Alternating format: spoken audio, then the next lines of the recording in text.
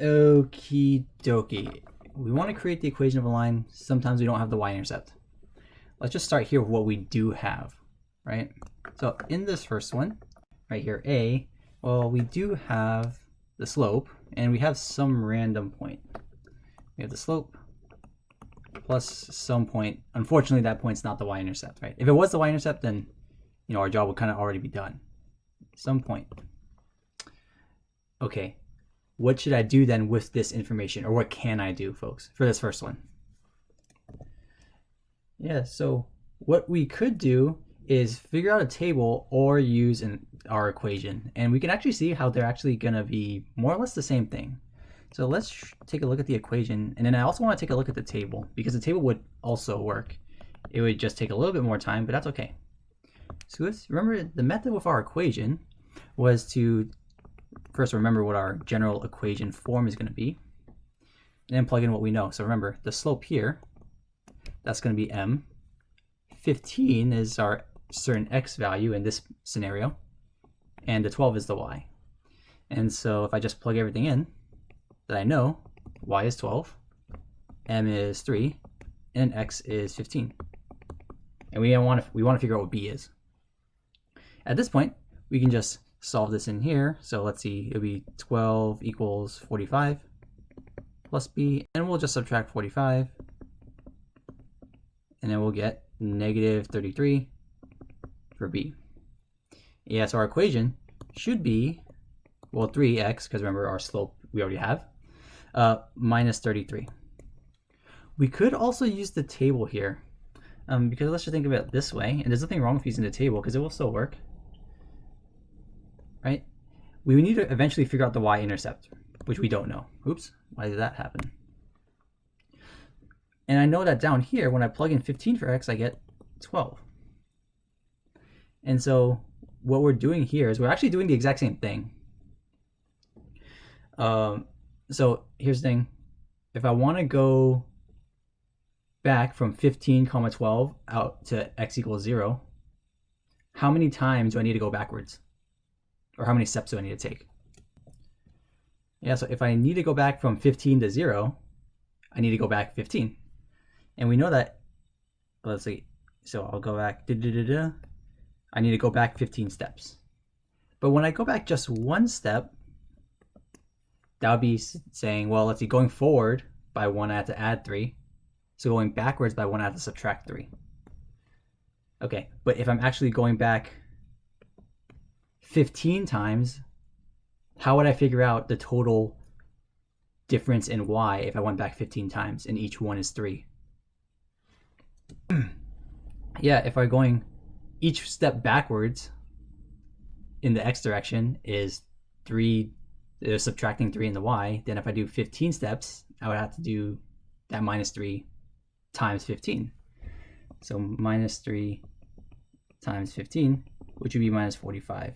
And you can see here, it's exactly the same thing. Minus 45 and minus 45 right there. So if you want to use the table, that's totally fine. Because again, I know some people like the table because it keeps you organized. And then 12 minus 45 is negative 33. Okay, so that's if we had the slope and the y-intercept. Now, what if we just have, if we have the slope and just one point? But what if we don't even have the slope? Well, remember that to get the equation, you need the slope at some point. So here's 4 points here. Now, I'll just tell you right now. I know, I'll tell you right now that these are actually in a lot, lie on the same line. Okay, that would be the first thing to check, but I'll tell you right now that they are. Okay. This is the exact same process as the previous one. You just need to find the slope first. So what 2 points do you want to use to find the slope, folks? We could take any one or any pair. Sure, might as well take the first 2. So let's use these 2. So my delta y over delta x, so I should have negative 35 minus negative 7 for my y's. And I'll do 12 minus 5. So this is again getting my slope, and that's going to be equal to, let's see, that's actually negative 35 plus 7, so I think we're at negative 28 over 7, which is -4. So my slope should be -4. Just out of curiosity, did anyone use a different pair? Just to show that these actually are okay, I'm just going to double check with a second pair. I'll use 325 and 1547, -47. Let's see, that slope would be -47 minus 25. So this is a little bit messier. And then 15 minus -3. We should end up with, let's see, 47 plus 25, that would be 72, I think. So -72 over, let's see, that would be +18. And I think that actually does still come out to -4. Okay.